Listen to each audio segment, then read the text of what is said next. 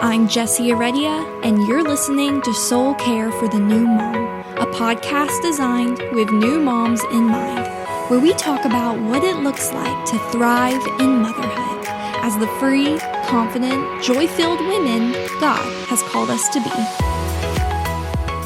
Today's episode is a little different from other episodes I've released in the past because instead of sitting down to interview my dear friend Caroline Sumlin, who has been on the show a couple of times before, I really wanted this episode to instead be a super candid, not scripted or planned in advance conversation where we can talk about how she, as a Black woman in America, specifically in Minneapolis, is handling the heaviness and pain and racial injustice that is taking place in our country and has been for so long.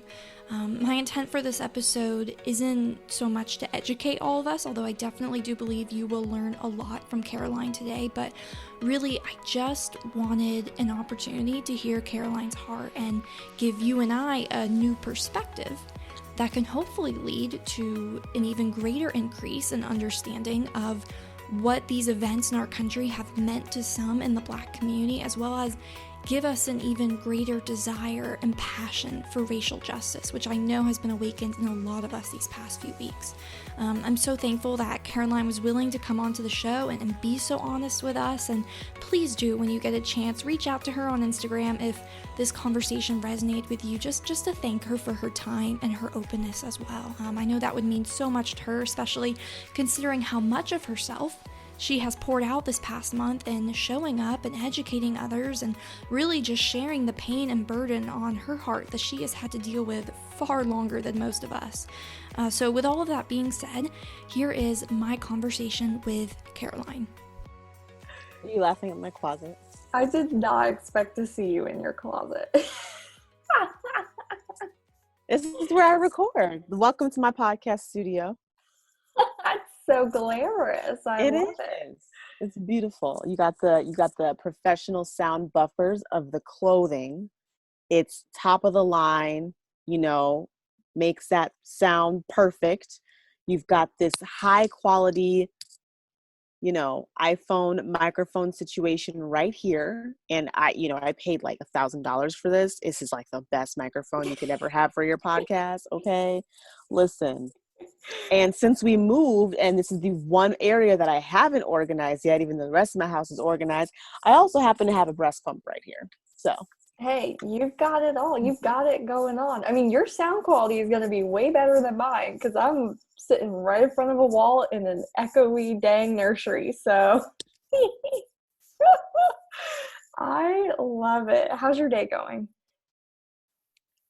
it's going okay. I'm trying to get this work done. It's going to be some late nights trying to get this membership launched on Monday. Yeah. Saturdays are kind of like your CEO day, right? Like that's when you really nail down some work. It is. My husband had to go somewhere this morning though. So I just put a movie on for the girls. And I got some stuff done. Harper is at her squirmy stage though. Avery can sit and watch TV all day if she wanted to, whereas Harper is like, so I did what I could. So yeah, but just in general, just like the launch of this, especially since it's like new and there's so many kinks and there's so many elements that and then with everything that has been going on lately, I feel like I could work until the cows come home and I could never be done. Yeah, I hear you. I'm recording, by the way. I already started. Oh, I did. Oh, didn't know that. Which, I mean, we don't have to use this very beginning, but I did just want to go ahead and start it because you never know how we might start our conversation. Clearly, we started off talking about your recording studio and, all of its many glamorous elements. So I think we got off to a good start. Oh, yeah.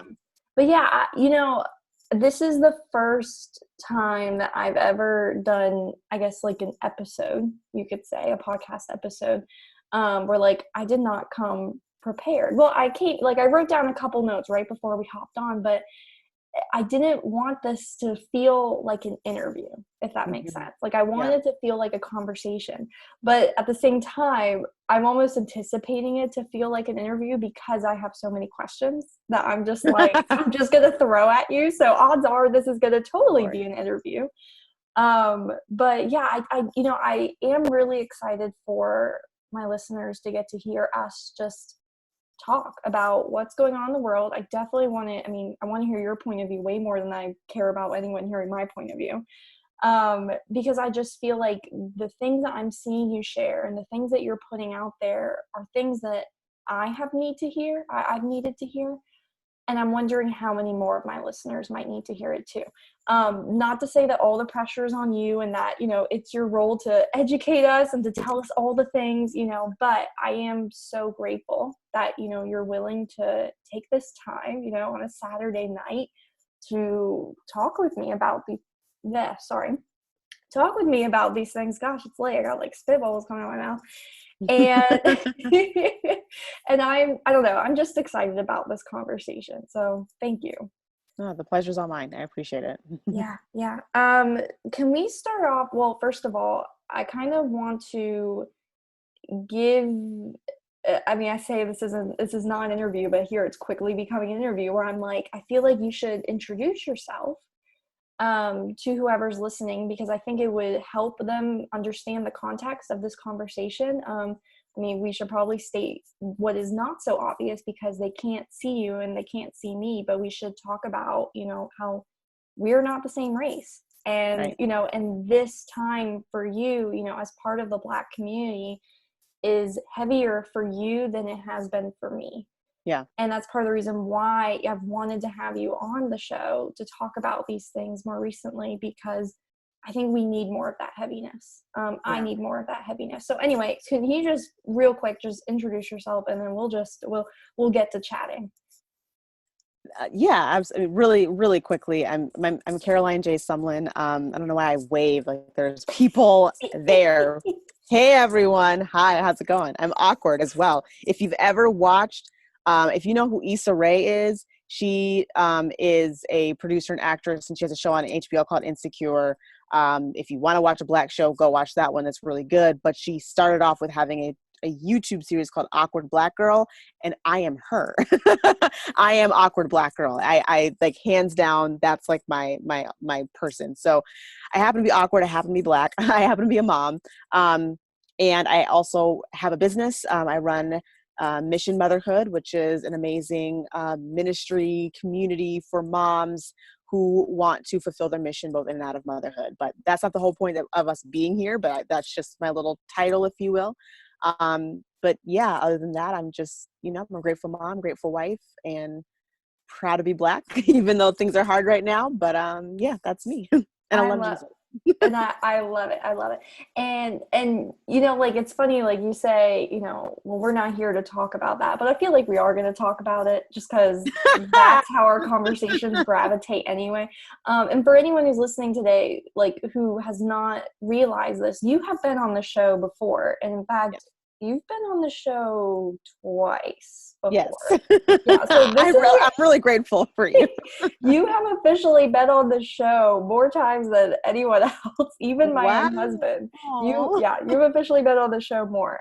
So this is your third time. I'm so excited about this one. But again, like this one's going to be hopefully a slightly different feel. Just sort of, I kind of approached you with this idea of it being like a coffee chat. Like two girlfriends chatting over coffee, although it's 9:00 at night and neither of us are holding coffee, but it's just going to be super casual. If this is, I don't exactly know the best way to start off this conversation, so I'm just going to start it maybe even bluntly, but we're just going to go right into it.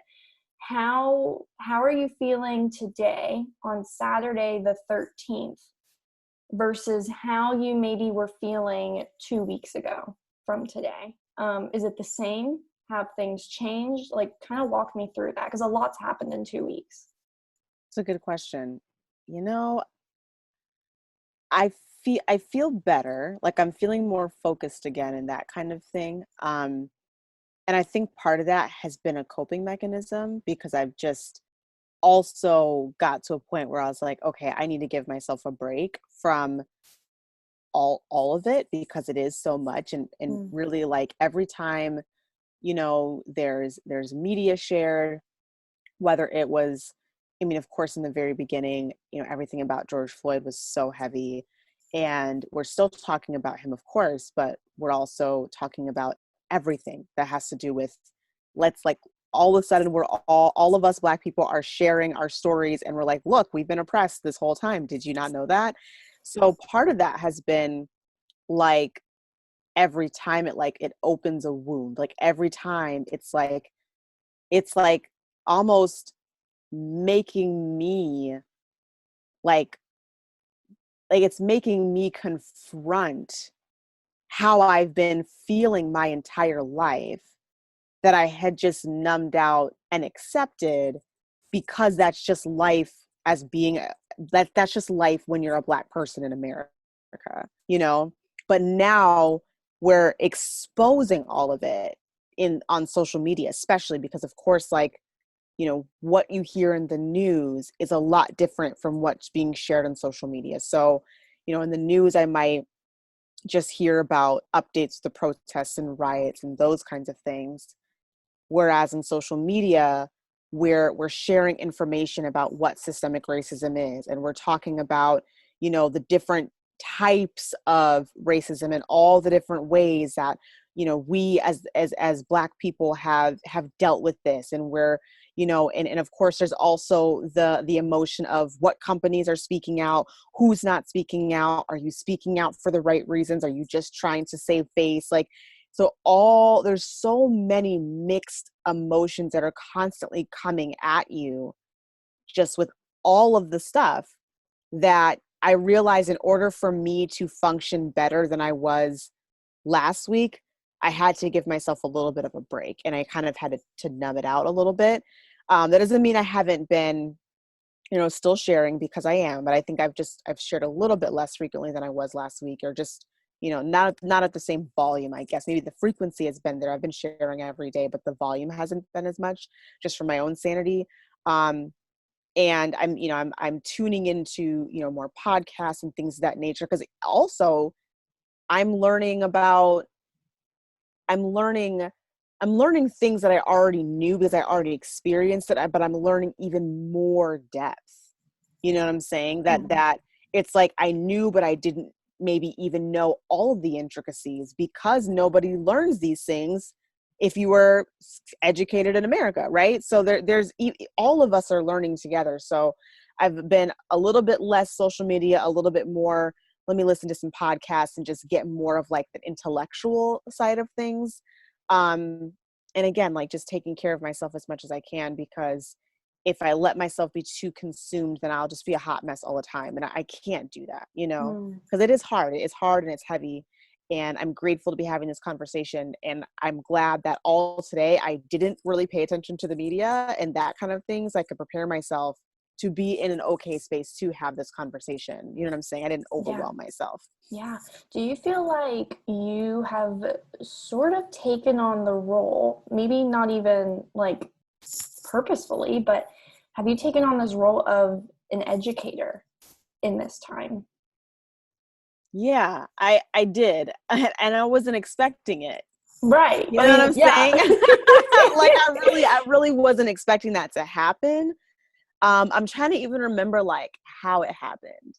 I think part of it was just, it was for a little bit, like, it was just my own anger. It was just my own, like, wait, let's get the story straight. Like, when everything started in Minneapolis, by the way, I'm from Minneapolis. So that was, like, the hardest thing. Like, it hit home so badly. I feel like my grief was, twice as much, just out of the sheer fact that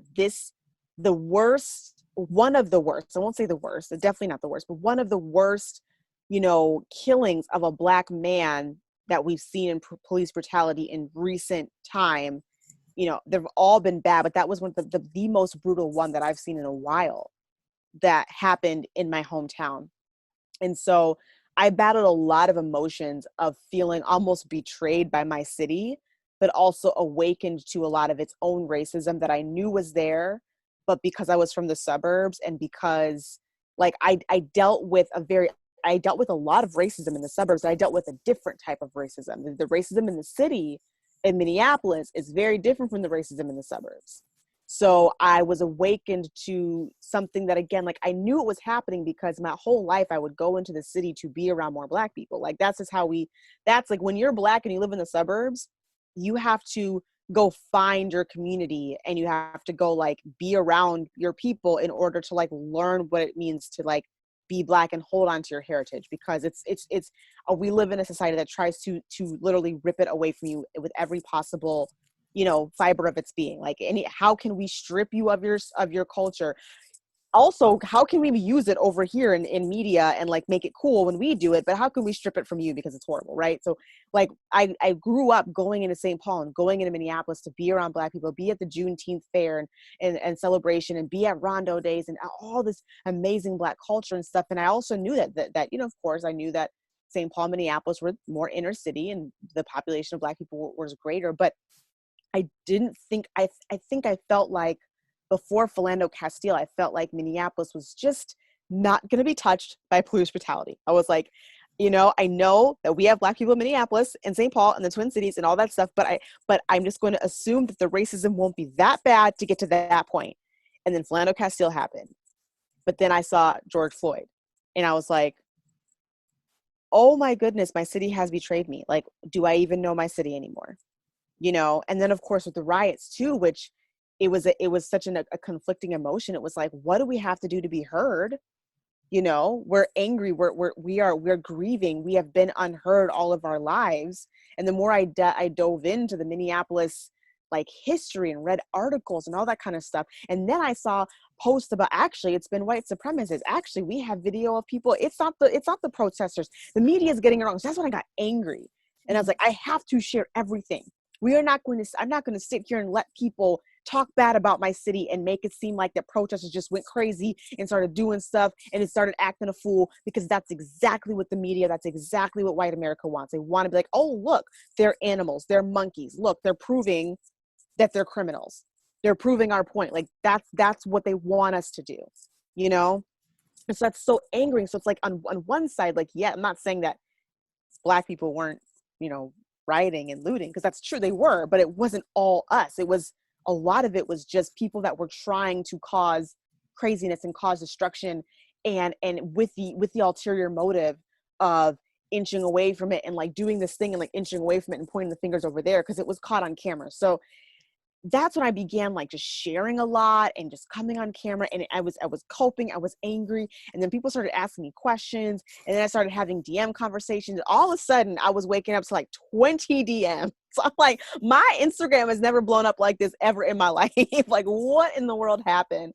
And we just started having conversations. So that's when I opened it up to asking for more people to talk to me, because part of me was like I remember when I asked that question, I was feeling so defeated. I was like, this ain't gonna change. People are just gonna be racist. People out there saying all lives matter. People out there, just really wanting it to be political and all this stuff. And my husband and I were feeling frustrated. He's like, this isn't gonna change. Nothing changed with the Rodney King riots. Nothing changed. Da, da, da. And I was really trying to hold out hope, but I was feeling really defeated when I asked that question. I was like, okay, if you're out there and you like shifted your mindset and you all of a sudden became more anti-racism before you were neutral, or you were even like maybe a little bit more racist or whatever, like, tell me your story. Like, what made you change? And then I got more DMs, and then it just blew up and I began educating people. Yeah. So, Well, and I just want to say, like, thank you, on behalf of everybody. I mean, but especially white privileged women who don't know what's going on and don't know what their role should be. Thank you, because I've learned a lot from watching you. I've also learned from talking to you, and I hope it's not awkward, but I want to share the encounter that we had in one of our DM conversations, because it was a learning point for me that I needed, that I didn't know I needed, if that makes sense. Like, I wasn't even aware of what I needed to learn until that moment where you responded to one of my stories and was like, something's off here. So if you don't mind, could you maybe, I can share what it was that I shared, but then I would love if you could maybe just like briefly talk about your response, because I know you could do it way better than I would do it. And then I want to share what that did for me, because I think that it kind of highlights the importance of not being afraid to be called out, if that makes sense. Mm-hmm. So what happened was on, I think maybe it was 2 weeks ago. It was either on a Sunday or a Monday. I had started seeing your stories. I had started seeing other people post, and I just decided like, I'm just going to see how this plays out. Like, I didn't want to get too heavily involved. I was thinking, this isn't really my place. I don't see my role. I didn't want to be controversial, even though how silly is that to think that controversy is the thing we should be most concerned about here. But that was where I was. I was thinking, I don't want to be controversial.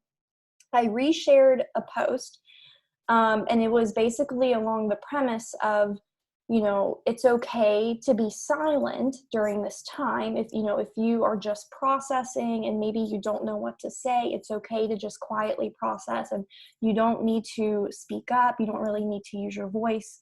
And that was what I shared, because that was what I thought. I was like, oh yeah, that sounds right. That resonates with me. Okay, yeah, I like that. And it was sort of my way of saying something without saying something, if that makes sense.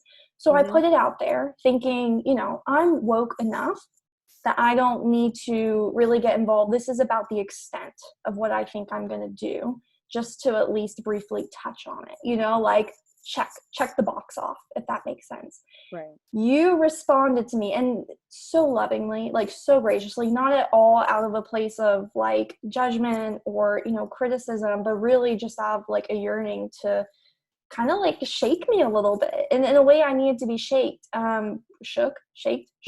I don't even know.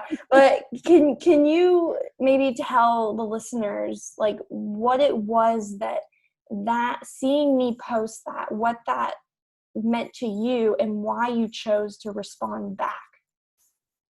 Yeah. So there's a few things.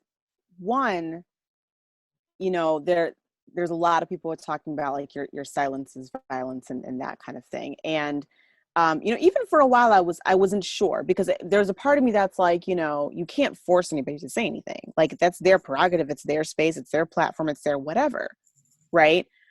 But at the same time, if you firmly stand, we'll say if you firmly stand for the Black Lives Matter and making sure that racism is ended in this country, and that's something that you firmly believe in, and you've chosen to, regardless of if you've chosen to use your social media as a platform or not, but because I honestly think it doesn't really matter, but I think it's even more important if you've chosen to use your social media as a platform. If you decide you want to have a voice and you have an audience and they're listening to you on a daily basis, and then this is not the time to then silence, because you have people that are looking to you to guide them, just like you guide them through everyday life. So there's, like, sharing is how we dismantle the racism.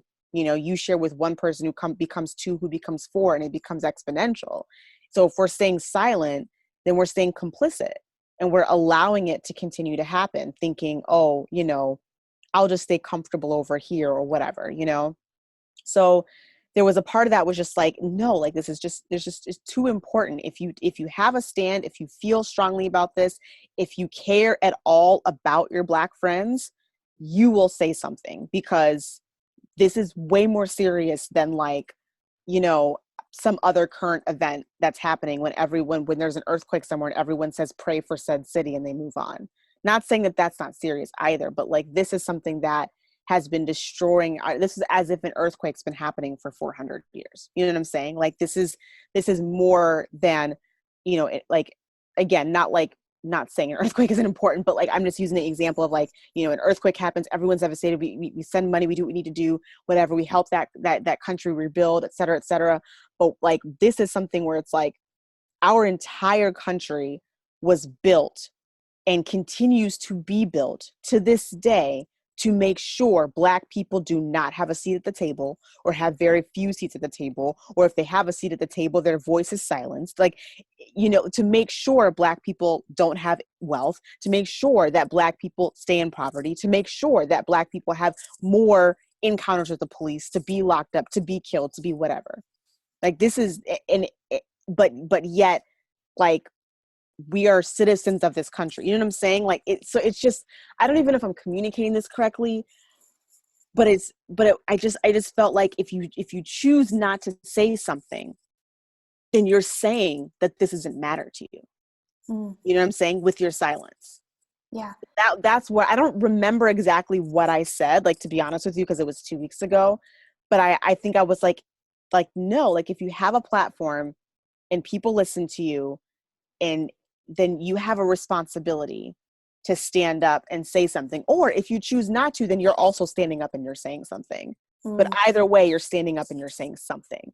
Silence does not mean, like, and also I think I said something along the lines too, where it's like, we don't know that you're doing all these things at home. Like, I knew things because you and I were just communicating, and you had checked on me, and we had sort of, I just bit my tongue.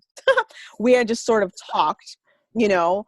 And so I knew where your heart was, but I'm like, I am one person. Your entire audience of 2,000 plus people has no idea where your heart is right now.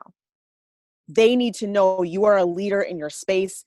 You are, you know what I'm saying? You've positioned yourself as an expert, but even if you didn't, even if you were just a regular, like, I just use my Instagram platform for personal reasons. We all have platforms now. And we all have the power to take a stand. The same way we all have the power to vote. We all have freedom of speech. We all have that ability. So if we were always taking a stand, regardless if we say something or we don't, or what we say or we do not, we all have that. But specifically for you, like, those women that are following you, like, they needed to know where your heart was, you know? Yeah. So I felt like if you didn't say anything, they would know your heart was over here. And if you did say something, they would know your heart was over here. But either way, they would know. And you would be risking maybe sending the wrong message if you had stayed silent.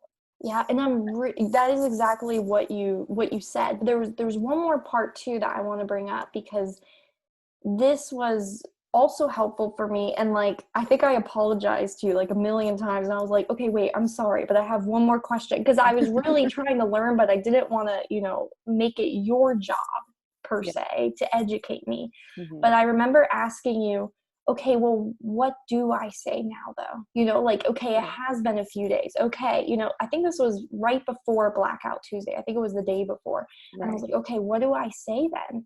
And you said to me, you know what? Like, you don't have to, you don't have to say all the right things. You don't have to take on this task of educating people either.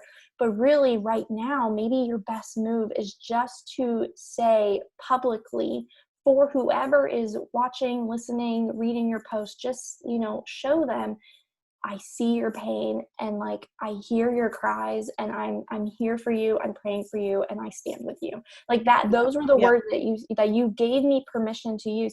And so that was kind of like that was me realizing, oh crap, like, she's right. If I'm not even willing to say, I'm here for you, and I'm sorry, and I see your pain, like, if I can't even acknowledge what's happening, how does that indicate the hardness of my heart right now?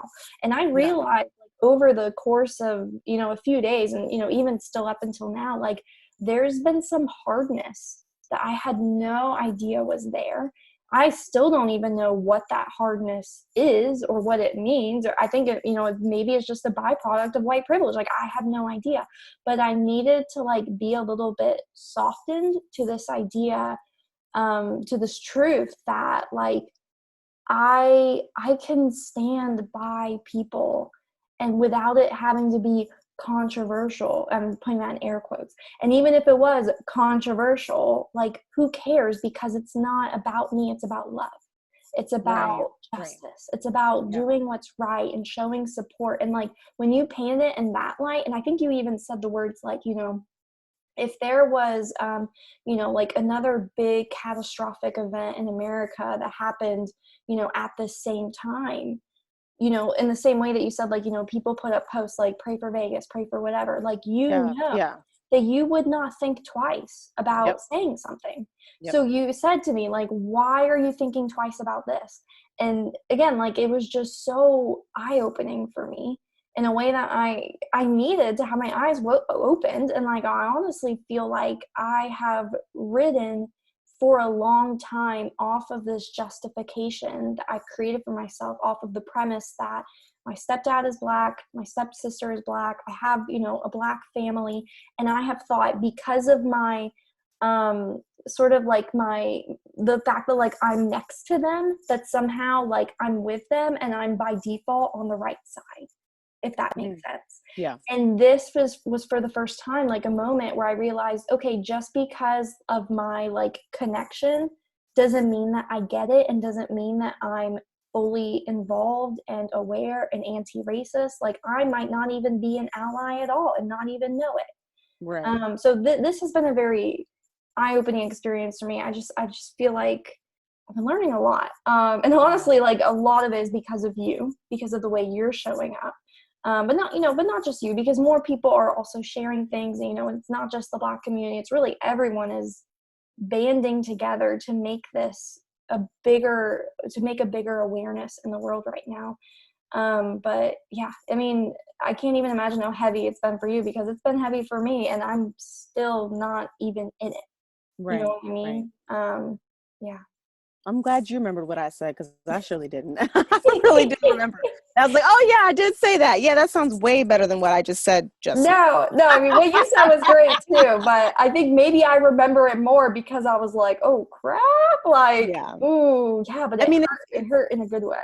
yeah, definitely. And the thing about it, like, I'm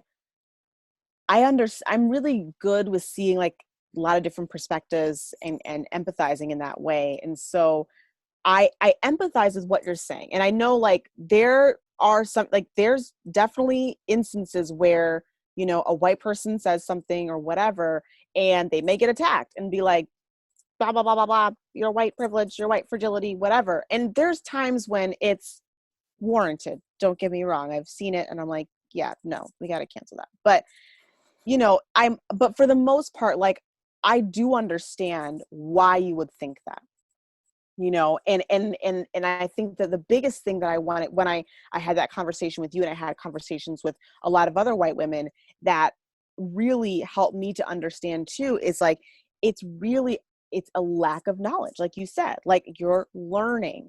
There's been like, no one, even like, for me, I didn't even realize that white people could be allies. Like, you know what I'm saying? Like, I didn't know that. I just thought it was Black people against the world. Like, you know what I'm saying? Like, that sounds weird, but I never yeah, sure, I have plenty of white friends. And I'm not saying like any of my white friends like see me, you know, some kind of way necessarily, but I just always knew that my white friends would just never get what it was like to be Black. Like, there was just going to be certain things that would happen to me that wouldn't happen to them, that they wouldn't understand, and that it would be too uncomfortable for them to talk about, and they would just assume that, well, I like you, and so that's okay, you know.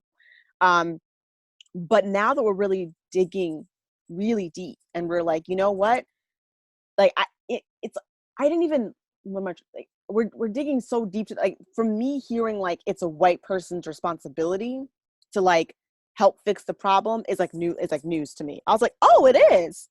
Because I thought it was our job. Like, I really did. But it makes sense. I'm like, okay, yeah, we're the ones that y'all oppressed us. Y'all, you know, not you specifically, but like the, you know, white folks in this country, y'all ancestors, you know, did that.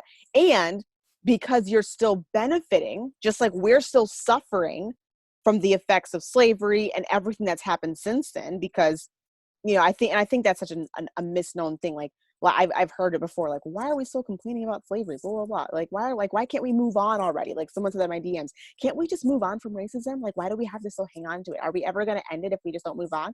I was like, oh, girl, you don't know what you're talking about, you know, because the effects of slavery are so deep.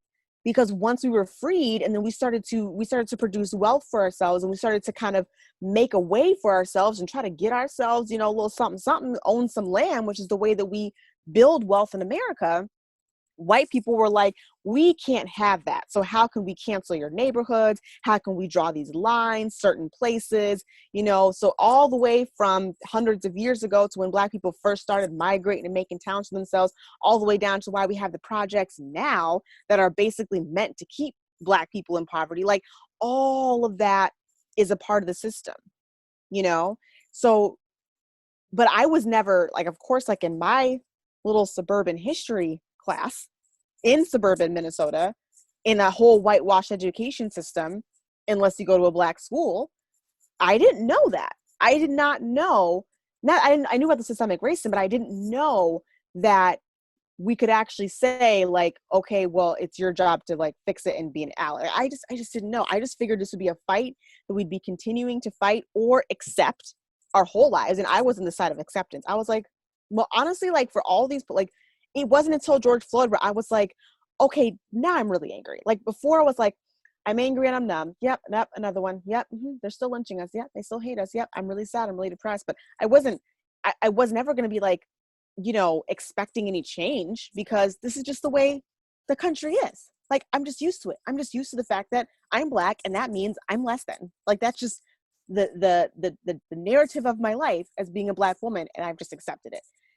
So now that it's like we're like, no, like, this is not okay, which of course we knew that, but I just never thought that anybody else could know that too. I never thought that white people could be like, yeah, I'm with you. Racism is not okay. I thought all white people were like, oh, really? It still exists, and just never would really understand. There would always just be this little divide. So I'm learning too. I'm saying all that to, like, I'm learning that, oh, like, you all can stand with us, and we can do this together. And especially with your voices being the ones in power, of course it's going to take your voices to help end systemic racism. You really think they're going to listen to Black folks when they want to make us oppressed still? No, it's going to take the white people in power to really end this. Yeah. Yeah. So, yeah, it's been a lot. Would you say that you're more hopeful now than you've ever been?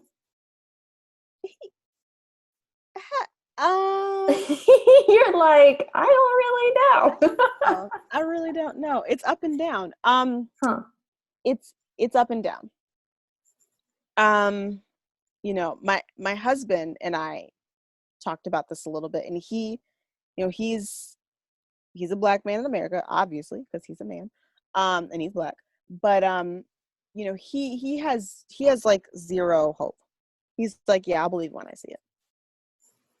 I mean, he gets happy when companies stand up for Black Lives Matter. Like, I read him the Ben and Jerry's post, and he was like, yeah, that's what's up, blah blah blah. Like, he was real excited, and that's great. So he sees that there's some change happening.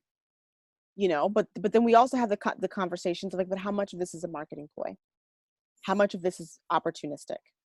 How much of this is, just a way to, like you said earlier, check the box, but then, what's really going to happen? But then I see, Minneapolis Police Department been cut off from the University of Minnesota, cut off from Minneapolis Public Schools, that people are overriding them. I don't know who it is, but somebody in office is overriding the Minneapolis mayor and says, even though Minneapolis mayor is like, I don't support dismantling the police, the people that were like, actually, we are over you and we do support this. And so I see a little bit of change happening, and that stuff does make me hopeful, but I would not be honest with you right now if I was like, yeah, I think this is all great and it's all going to be different. Yay. Like, there's a much larger part of me that is cautiously optimistic and is still waiting for the next killing, and also realizing too that it's not even just about the killings. It's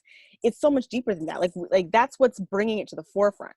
Of course, like the police brutality, and that's huge. That is one of our number one issues in this country with systemic racism, is the way the police system is built to basically be the backbone of systemic racism in our country. Like, that's just how it was built. So that's a huge issue, but it's so much deeper than that. For I'm definitely afraid of the police as a Black woman, because I am Black. I'm not a Black man. So I know that there's like a little less threat, just like a smidge, like 5% less, And then if I code switch enough and I put on my really educated voice, then maybe I can get away with being alive. Like, maybe I can do that. Like, I just have to really put it together and make sure I sound a certain way. But it's frustrating that you even have to do that, right? But it's just going to take so much. It's going to take a lot of work, and I mean, but there's we have a racist president in office, and I also think that the more that one side bands together, the more the other side is banding together too. Because I've been seeing some comments, I've been seeing some conversation, and that has been almost more heartbreaking. Just to see, like, y'all really out there and y'all really don't like us. Like, you know what I'm saying? Like, I know that I've experienced it all my life, but because social media just, it basically allows us to hear everybody's voice at the same time. Before social media, I would just experience it on occasion in my life, but I knew how to stay in my lane and do my thing, and, went to a Black college, so I could just erase 4 years of racism altogether. I was just with Black people, and it was great, But with social media now, I'm like, I see Pastor Levi Lusko post a Black Lives Matter thing, and I saw all of his comments just hate, racism.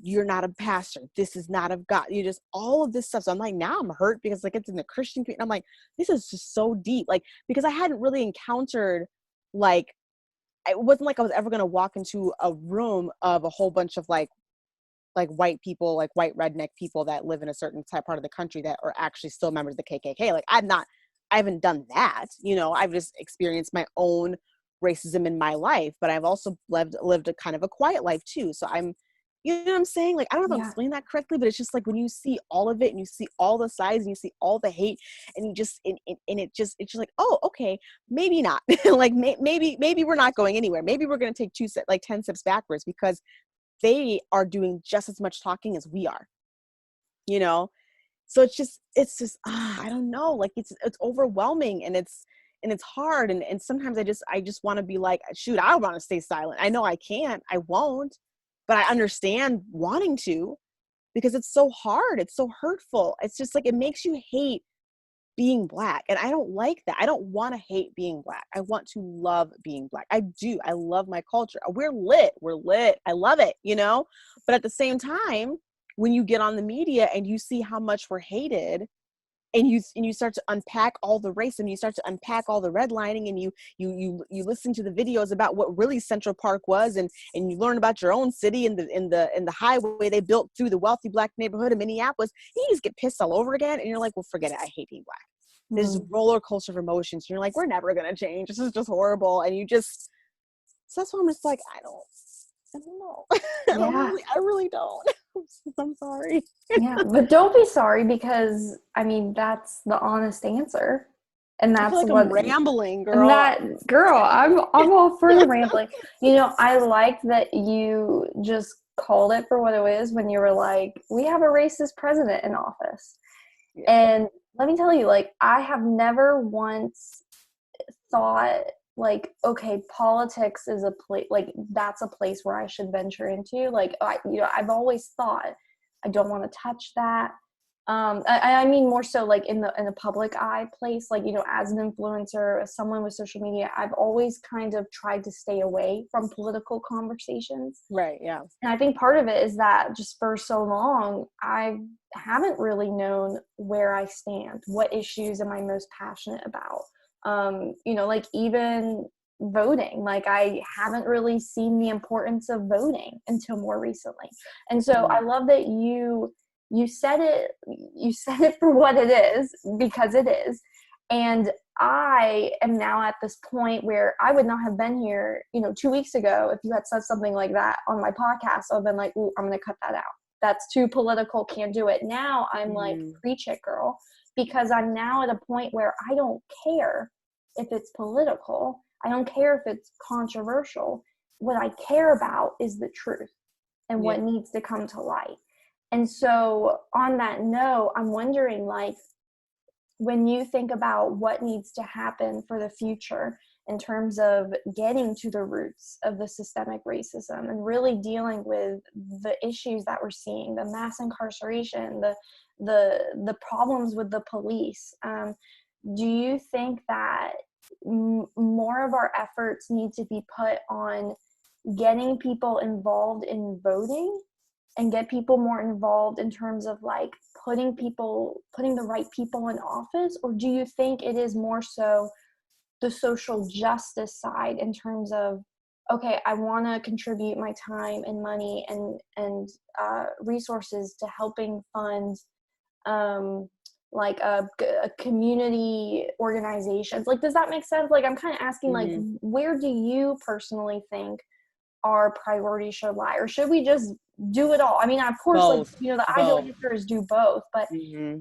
how heavy is that? Like, Yeah. yeah. Yeah. I'll say both, but I will say not all, because not one person can do all the things. Yeah. You know what I'm saying? Like, I am not out there on the picket lines protesting, and I would if I was a single woman right now with no children. You know what I'm saying? Like, if I was really about that life, I really would, but that's just not my place right now. It's not my season. So that's not part of it. That's for me, but I can definitely send the emails and make the phone calls and sign the petitions and donate the money and that kind of thing. And also make sure that, I'm researching and knowing who I am voting into office. And that we are talking more about that, because it's not just the president, but it's every official.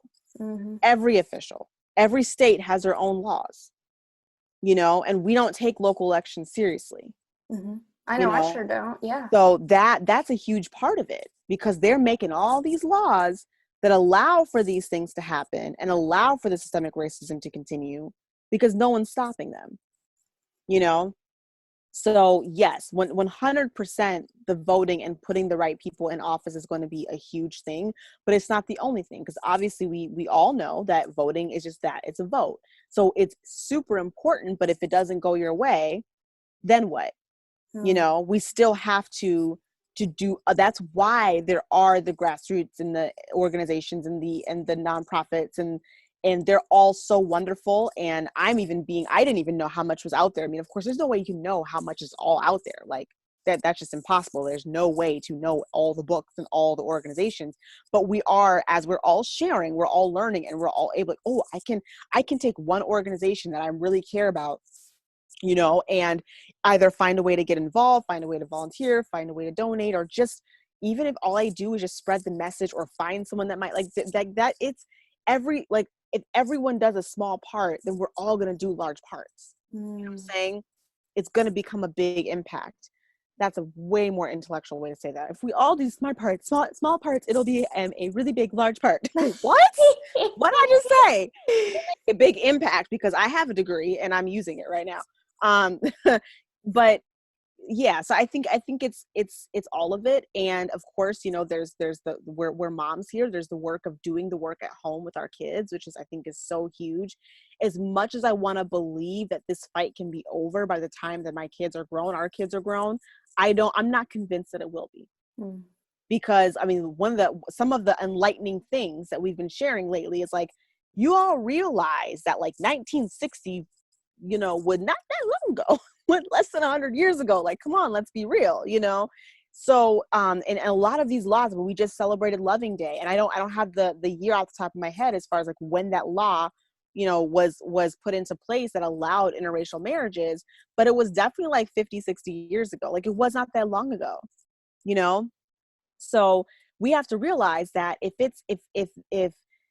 the race is like, there's been some change, because in a way, like, obviously we don't have a Jim Crow era anymore. Obviously we don't have like laws that prohibit like Black people from walking into a restroom or whatever. Like, obviously there's been some change. And so we just need to keep going. We can't just be like, oh, we let you guys in on the bus, and we let you guys use the bathroom, and we gave you guys February for Black History Month. And so done. All right, great. And it's problem solved. Wonderful. Are you happy? We've also continued to mass incarcerate you and put you in projects and just make sure you have no wealth. But we let you actually walk in the restaurant this time. So that's good, right? Like, that's how it is. Like, that's how America is. And it's like, I think for a while we just kind of like yeah, okay, they gave us that, but we're still oppressed, but well, we can't really ask for much more. At least they let us do this, right? Now we're like, wait a minute, no, actually, no, y'all done do this for too long. We have to make a change. But saying all that to say, like, if we're still dealing with this and it's been how many years is it really going to take? Change is not going to happen overnight. And if we ebb and flow with our enthusiasm about it, like, again, doesn't mean that it has to be like the top topic of the top topic of conversation on social media for the next 17 years, but it should at least be in the top 3. Yeah. Because as soon as we let that die down and as soon as we forget, then it's just going to slowly ease back again. And that's the part that's scary too. Because even if it is in the top 3 conversations that we have in our lives for the next 17 years, best believe there's still going to be issues 17 years from now that we're still going to be fighting, but it should be a whole heck of a lot better then than it is now if we're consistent and if we take this seriously. Yeah. One of the best things I've heard, and I don't even know who said it, but I heard somebody describe this whole, I don't even know what I'm trying to say, like whatever this is, this event, this movement, this enlightening, it's a marathon, not a sprint. Yeah. And that, I feel like, kind of stopped me in my tracks for a moment because I was starting to get overwhelmed. And of course, my version of overwhelm is probably so minuscule compared to other people, including your overwhelm.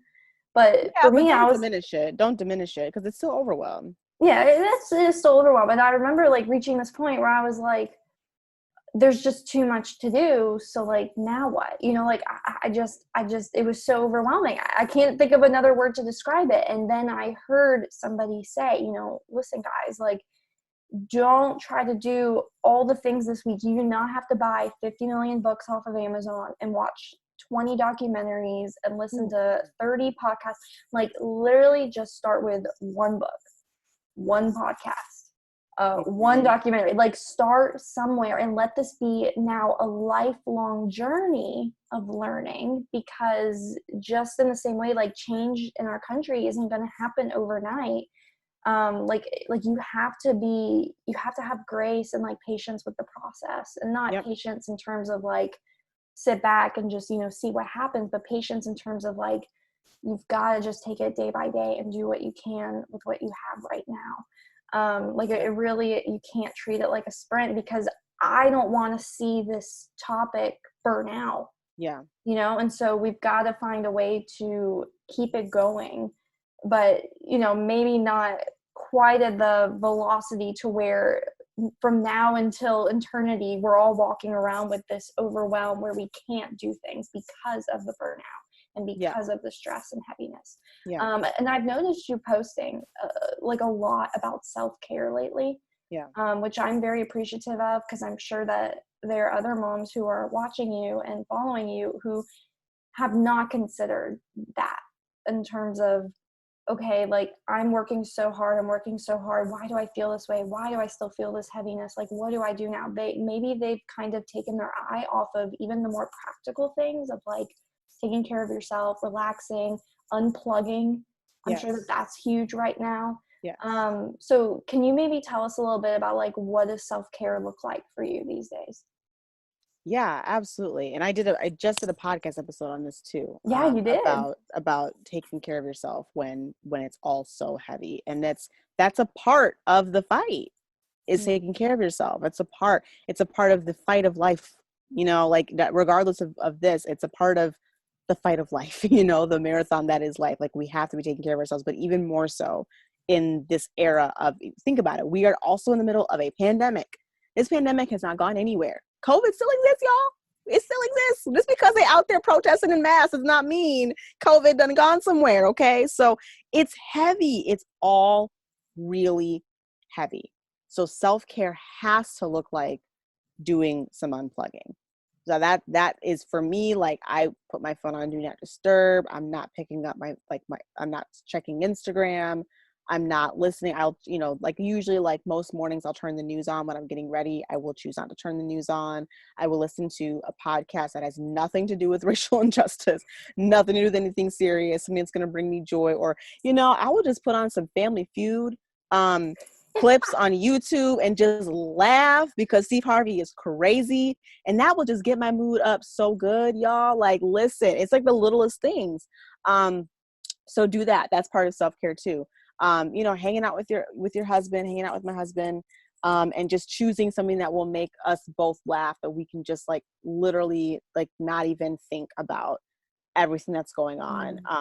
I think that's the big part of it, is really just escaping for a little bit and telling yourself like that's okay. And that's like, I told, like, when in my podcast episode, I'm like, listen, black, white, brown, purple, I don't care. We all are feeling this. That's why I told you, like, don't diminish your overwhelm. Like, I noticed you doing that. Like, you're like, oh, it's not compared to you. And I appreciate that. I do. It's different. You're right. And there's definitely a weight that's going to be on me because of the color of my skin that's not going to be on you. But it doesn't mean that you're not feeling that. And your overwhelm and your heaviness is not to be discredited because it doesn't compare or whatever. That's not even the right word, but it's just different from mine. And that's regardless of this situation or any situation in life. I had a friend that told me that once, and that really helped me because I always felt like she just has a really hard life. And I just always felt like, it's not as hard as yours. I'm sorry. Like, if she's a single mom, and I would feel like, who am I to complain about what I'm going through with my parenthood when you don't even have a husband to help you out or whatever. And she was like, no, don't do that. Your hard is still hard. It's just different from my hard. And we can be there together to support each other. I tell you what's going on. You help me. You tell me what's going on. I help you. So we have to stop this whole like wanting to just like belittle and feel, oh, well, I've got to keep running and I got to keep doing this marathon because I know other people out there have it harder than me. Stop. That doesn't matter.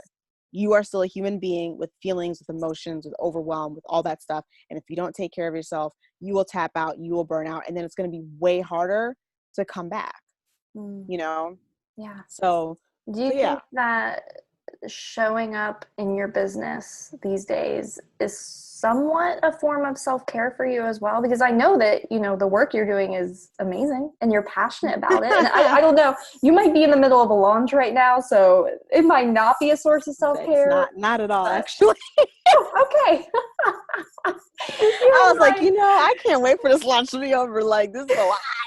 It's a lot, guys. It's a great time to be launching things when life is heavy and you're like, I don't like, especially because for the first like week and a half, I was so upset and emotional and angry and all the things, and my health wasn't doing so well, and it was impossible to work.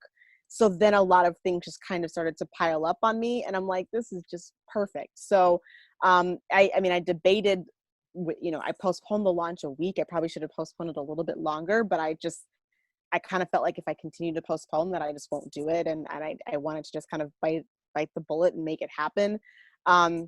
But usually work is a bit of self-care for me, but honestly, I can't wait to give myself some time off from working once I get through this launch and really just not do a thing that has to do with using my brain at all. Yeah.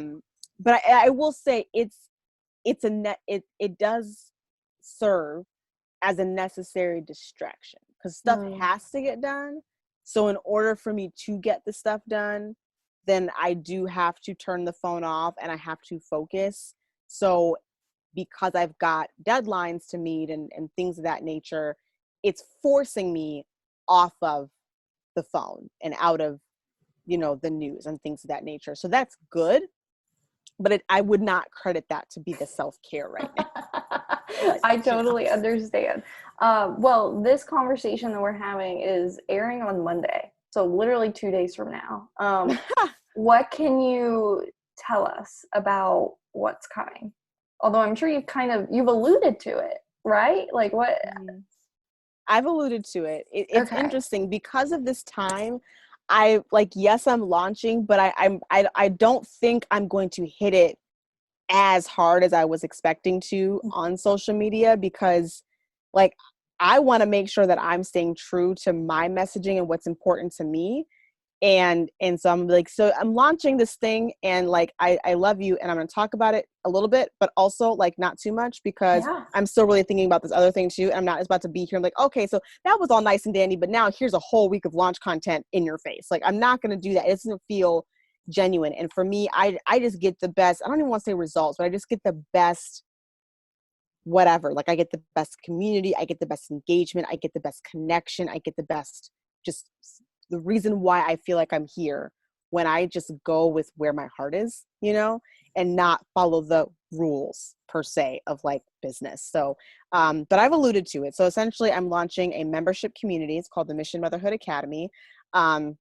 So hopefully when this podcast airs, I will have gotten everything ready to go, because maybe there might be some technical issues I'm having right now that I haven't figured out yet, but that's okay. We're gonna figure it out after I get off this call. We're gonna go back to the computer and we'll figure it out. But the Mission Motherhood Academy I'm really excited for it. It's something that's very different from, I think, anything that I've seen out there. It's not a typical membership program where you log in and you take a bunch of courses, and then maybe every quarter you have a call that is filled with 50,000 people, and you just listen and twiddle your thumbs. That's not what this is. This is going to be a live workshop series every single month, like forever, forever, as long as I'm in business. So it's live classes, which I'm really excited about. There's something that's different about when you have that date on your calendar and you're showing up live to Zoom with everybody, and you're learning, and you're coming together in like a class format to grow together and learn together, that I think is really special, more so than just online courses. So the membership community does have a mini course component to it. So every month there's going to be a theme that covers my 7 pillars of my Mission Motherhood framework, from learning how to change your narrative about motherhood, to learning how to organize your home in a way that serves you and your family so that you can create more room and space to breathe and grow, to owning your time and creating homes and home management systems, and really working towards developing that mission of motherhood that you've been called to, reclaiming that joy and making space for the other missions that you feel called to as well. But really growing as a mom, getting equipped and empowered. Like, there's the empowerment piece, which is like, the faith and the mindset, but there's also like, we're going to equip you. We're going to teach you how to be the mom that you want to be. It's not all going to be me too. There's going to be guest experts. You're going to be one of them. And I'm really excited about that. That are going to come in every other month and teach about their area of expertise. So I'm in contact with sleep trainers. I'm in contact with breastfeeding lactation consultants. I'm in contact with open-ended play experts and homeschool experts. So this is going to be amazing. Like, the more that it grows, the more workshops we have, the more classes that are put out, and the more guest experts. Like, moms are just going to be coming together to learn and just constantly put things in their tool belt to be like, oh my goodness, I can do this motherhood thing. I have a motherhood mission. Yes. Like, that's the goal here, to really just change that motherhood narrative from constantly miserable, constantly frustrated, constantly with mental load, to I'm an overcomer. I've got joy. I'm doing this. I've got intention. I'm making time for myself. My kids are happy. Like, just all of it. So I'm really excited. It launches Monday. And the launch, of course, being that it's brand new, if you join, you'll be a founding member. So the prices right now are the founding member price, pretty inexpensive. And the cool thing is also there's a plan for everybody. So you can join as just a workshop attendee every single month, where you attend the workshops and you just get access to mini courses as they're launched. Or you can attend with that, plus you can also have access to our group coaching that happens once a month in addition to the live workshops, and our private Slack community as well. So that's a little bit of a higher price for more community. And then there's an elite membership, or the top tier, which is I also want some one-on-one support too. So you can also have group call, live workshop, Slack community, but also have a one-on-one call with me and Voxer support with me on Fridays. And that is the highest price as well. So if you want more support, you pay a little bit more, but and then you can upgrade or downgrade anytime, just depending on what you need in your season of life. So something to meet everybody where they are, every budget, every need. I'm excited. It'll be fun. I'm so excited. Like, when I see, first of all, your content, because girl, your message is just on fire. When I see your content, but also when I hear personally, whether it's through your stories that you're putting out, or through the conversations we've had on past podcast interviews, like when I see your passion combined with this message that you have, I honestly feel like God has literally dropped something so incredible in your lap. And I know that this membership community is something that you maybe did not anticipate at first. Like, you did not think like, okay, this is the direction I'm going to go in. But seriously, watching you just roll with this new inspiration, these fresh ideas, it's inspiring for me. And it's also like it's bringing more passion alive in me in terms of, okay, I love being an entrepreneur, but now I also want to really make sure I still continue loving being a mom. And I feel like every time I see one of your posts, I'm like pulled right back there, and I'm like, yes, like you're like, this is so right. And in fact, there was one post in particular, I think you put it out maybe this past week, and you said something in it along the lines of, and it was a post about how, like, you know, you're not just a mom. You know, like being a mom is amazing. You know, like there's a purpose behind it. There's a calling to it. But then at the very end of the post, you say something like, I actually wrote it down so I could say it and not butcher it. I just wrote down this one sentence. You said, but pursuing things outside of being a mom doesn't take away from your motherhood mission. It fuels and ignites it. Yes. And I just love that. And if you wouldn't mind, like, I really would love to close out this conversation with you just encouraging the listener today who is a mom. And, you know, maybe she loves being a mom so dearly, but sometimes she also feels this pull where she loves maybe her ministry, or she loves her network marketing business, or she loves her coaching, you know, like whatever it is, you know, or maybe she loves her hobby. You know, it could just be something like blogging or sewing, you know, whatever it is. If she has a passion that she thinks, okay, this is different from being a mom, and for some reason she's having a hard time bringing the two together, what kind of words of encouragement could you offer her on that? I mean, one is that you are not a mom when you're doing other things. You're always a mom. Your mom hat is always on. You know what I'm saying? So when you're working on that ministry, when you're working on your network marketing business or whatever it is that you're doing, like, it's not like you just, I mean, yes, like, of course you want to unplug from motherhood, like that's real, but like, let's be real. You are never just like, okay, forget my kids. Just, I'm a bad mom now, because we think that, but it's just not true. It's just not. Your mom hat is always on, and you're always like, your heart is always with your children. So if you have this guilt of, for whatever reason, feeling like, well, when I'm over here, I'm less of a mom, I'm going to tell you right now to end that guilt, because it's a lie of the enemy, just hands down, number one. But number two, don't you want your kids to know that they are called to a purpose, that they've been called by the Lord? You know, that they, like, if your kids came to you and said, okay, well, I'm really feeling called to, like, you know, do dance, but I'm in school, and so I can't do anything else because I'm a student right now. You'd be like, no, of course you can do both. You can be a student and you can do dance. We'll find a way to make it happen. Let's follow your passions. And you would encourage them and all that stuff. And guess what? When they do dance class and they're going to be fired up and they're going to be passionate about it, and that energy is going to spill over into their academics, and they'll start performing better in school or whatever that might be, right? It all goes together. That's why when you are on fire in your mission outside of motherhood, that is fueling your mission inside of motherhood, because it's giving you that excitement. It's feeding the person that you are, in addition to being a mom, because you are always a mom, but that's not your identity. Your identity is in Christ. And then you have multiple things that God is calling you to, one of them being motherhood. And yes, I believe that motherhood is on a, like, it's higher in the rankings. Like, you know what I'm saying? Like, we should not be putting our job or putting our other passions before our family, but it doesn't mean, like, before in, like, priority, you know what I'm saying? Like, before, and like, we shouldn't be idolizing them.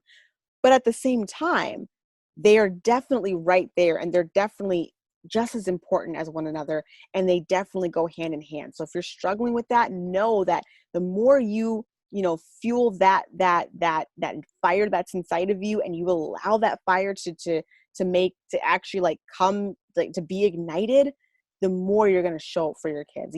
I really believe that. And they're going to feel that energy, and they're going to feel empowered. They're going to see different sides of you, and that's going to show them what they can do too. So I always look at it as going hand in hand, I love that. And I feel like that's a picture that I've been really trying hard to cling to these days, when it does kind of feel like, okay, some days I am more present as a mom, and some days I'm not all that present as a mom. And like part of it is that, I have childcare. So like I literally am not present. Like I am in a different part of the house. I mean, I'm technically still in the house, but right. I'm saying like I am unavailable for a period of time. But then sometimes in the afternoon, let's say I have a client call, then okay, now parenting duty is now on my husband. And sometimes it's not until 5:30, in the afternoon where I'm like, okay, let's have some quality time. And if I am spent by that time, sometimes quality time looks like snuggling up on the couch and watching Lion King. Like sometimes like that's what I offer. And some days I struggle with like, okay, is that enough? Like is that okay? Like, is that good? But when I see what you're saying about like, no, it goes hand in hand. And like, some days it might look like that. Some days you're going to realize, okay, like, I'm going to decompress. I'm going to put my phone away. I'm going to be present. Like you have to have those boundaries as well. And I just feel like you speak to all of these things so well, just from you being an entrepreneur and like living it out, but also the way you work with moms, and not just moms who are entrepreneurs, because, clearly you can be a stay-at-home mom and still wrestle with these same things. Oh, definitely. But anyway, I just love the work that you're doing. I don't know. I'm always just so amazed. And so I'm really excited about this membership community. I definitely want our listeners to check that out.